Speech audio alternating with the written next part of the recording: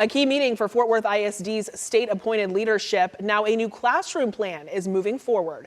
And we are watching our weather today as we have more rain chances and it could impact your evening commute.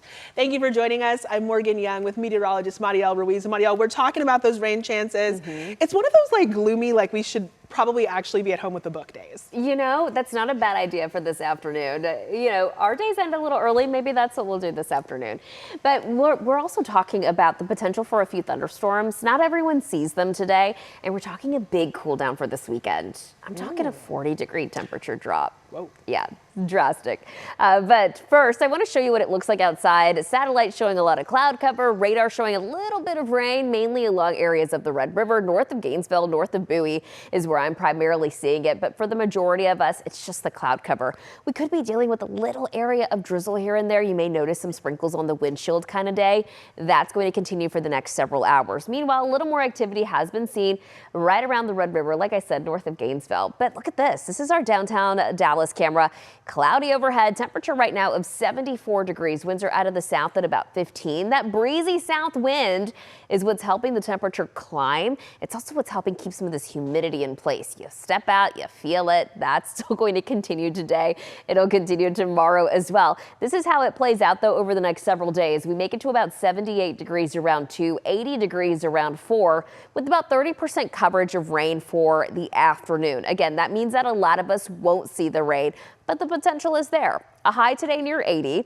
I do think that the 80s are going to continue the next couple of days before high temperatures drop into the 60s this weekend. Morning lows might surprise you Sunday morning. I've got a closer look at that and a closer look at your timeline coming up in a bit. But first, a check of your roads with Erica. Mariel, thank you. It is 11:02, and right now your midday drive is just filled with a few areas of some road work. I wouldn't say anything major, no full closures, but just a few things to watch out for. So I want to start you here in Dallas County in the Hutchins area. This is 45 and State Highway 310, where we do have road work here on that left-hand shoulder, blocking the left lane. Still a few lanes open and getting by. So again, by no means anything too busy out here.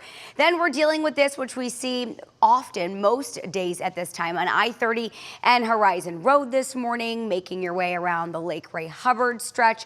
If you're going to be traveling, this is on the eastbound side, so Rockwall County into Dallas County. Again, only one right lane closed off for some ongoing work that we typically see around this time each day. And then in Denton County, 35 northbound and Clear Creek, right lane, right shoulder closed. That one looks to be a pretty low impact as well. As we look at the map here across North Texas, lots of green out here if you do need to go out and run any errands today. Right now is not a bad time to do so. Again, Hutchins area, really no significant delays at 45 South and 310 where we were looking moments ago. And I'll leave you with a look in Collin County. 75 moving nicely here in Plano. Morgan. We like to hear moving nicely. Erica, thank you. Don't forget, y'all, when rain is in the forecast, you can always turn to WFAA Plus for live radar and the latest updates from our team of meteorologists. Plus, it is free to download to your TV. State-appointed leaders for Fort Worth ISD just signed off on a plan to improve the performance at several campuses. It came overnight as that meeting went very late. Janelle Fort walks us through what's expected moving forward. Well, look, this was a really big tone-setting night for Fort Worth ISD's new state-appointed board.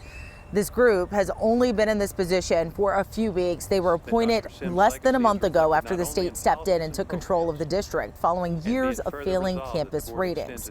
Right now, 11 campuses still have F ratings, so there was already a lot of pressure on this meeting, with teachers, staff, and parents all coming in worried about possible cuts. Our request is clear. Do not approve reductions in force tonight and set the guardrails first. We don't have time. They don't have time. We have to be focused on children. It's difficult, change is hard, but our efforts are about children. Now, ultimately, the board mostly held off on broader teacher and staff reductions for now, except at the 6 or so campuses that are already set to close. And from there, the conversation really shifted to the district's bigger reset. That includes a new instructional model called Elevate, launching at 19 campuses. The district says it is designed to make classrooms more consistent, get struggling students help faster, and offer deeper learning opportunities through what they're calling mastery labs. The board also delayed adding additional summer instructional time for this year, keeping the last day of school for May 21st, but more staffing and contract conversations are still ahead. Reporting here in Fort Worth, I'm Janelle Fort. I'll send it back to you in the studio. Taking a live look now at the Dallas skyline as the city council is actually meeting right now, and a top agenda item, the future of public safety. Council members are debating funds for a new Dallas police training facility. It's been an ongoing issue, one our Chris Sadeghi has been following. He's got the latest.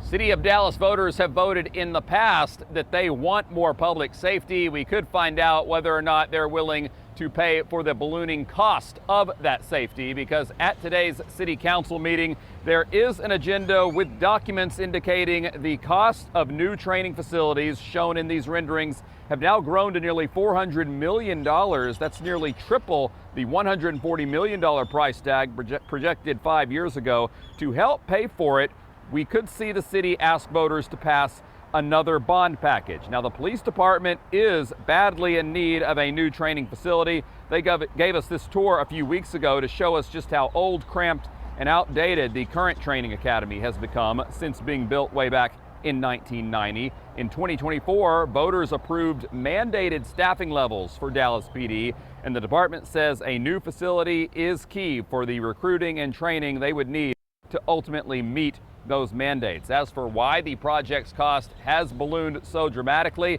a city memo says that the new projections include market contingency and also mentions the rising cost of oil contributing to those construction costs. I'm Chris Sadeghi, now back to you. Taking a live look now at our coverage on WFAA Plus of the Tanner Horner sentencing hearing. He is the former delivery driver who confessed to killing 7-year-old Athena Strand. Today, we are seeing experts take the stand to talk about DNA evidence in this case. We also expect to hear from Athena's family this week, which could be one of the most emotional moments of this case. Our live gavel-to-gavel coverage of this trial is going on right now on WFAA Plus. Senior investigative reporter Tanya Iser and a panel of experts are breaking down every moment. We are also monitoring the Camp Mystic hearing going on in Austin right now. That is the Hill County camp where 27 campers and counselors died in last summer's flooding. A Travis County judge will decide if it can reopen this summer. Natalie Haddad has the latest. The camp's director facing tough questions on the stand in this trial from the lawyer for the family of the girl whose body is still missing. The family of Seal Stewart, you see on your screen right here, is fighting to keep Camp Mystic's Guadalupe River campus closed as they pursue a lawsuit against the camp and want the damaged area as evidence. Yesterday, we heard from co-camp director Mary Liz Eastland. She admitted the camp still has not officially reported the camp's deaths to the state, despite applying to state regulators to reopen the properties this summer. We also continued to hear from camp director Edward Eastland. He continued to testify that he did not get enough warning about the floods and didn't decide to evacuate until it was too late. You failed her, did you not, Mr. Eastland?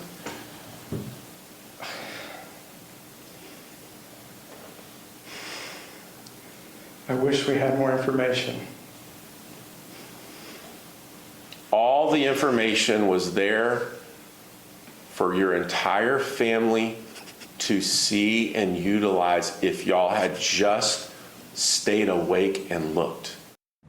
You'll remember 27 young girls, including Seal, died in those floods. The camp says nearly 900 girls have registered to attend the camp this summer, but Lieutenant Governor Dan Patrick has publicly opposed granting it a license to open, quote, until the facts are in, these investigations resolved, and the state can ensure campers are safe this summer.